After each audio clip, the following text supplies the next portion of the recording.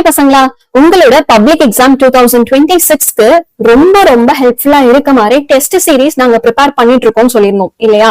And அதுக்கான daily update தான் இந்த ஷார்ட்ஸ். இப்போ 12th பயாலஜி நம்மளோட previous year public question papers எல்லாம் அனாலிசிஸ் பண்ணும்போது புக்கிங் சைட் கொஸ்டின்ஸ் பாத்தீங்கன்னா ஒவ்வொரு வருஷம் ஒவ்வொரு மாதிரி கேட்டிருக்காங்கடா.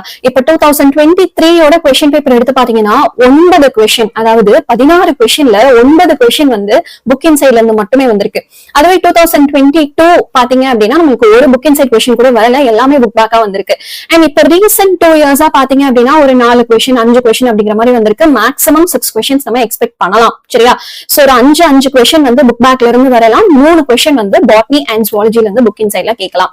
இப்ப புக் இன்சைட்ல கேட்டீங்கன்னா ஜுவாலஜில ஃபர்ஸ்ட் சாப்டர்ல இருந்து கண்டிப்பா கேட்டுறாங்க. அதே மாதிரி பாட்னில 3rd சாப்டர்ல இருந்து கண்டிப்பா ஒரு கொஸ்டின் வந்து வந்துருது. சோ இந்த சாப்டர்ஸ் எல்லாம் கொஞ்சம் நம்ம கவனமா படிக்கணும். இனிமேலும் புக் பேக் மட்டும் படிச்சா போதுமா அப்படிங்கிற கேள்வியை ஒதுக்கி வச்சிருங்க. No, it is a clear no. கண்டிப்பா அது மட்டும் பத்தவே பத்தாது.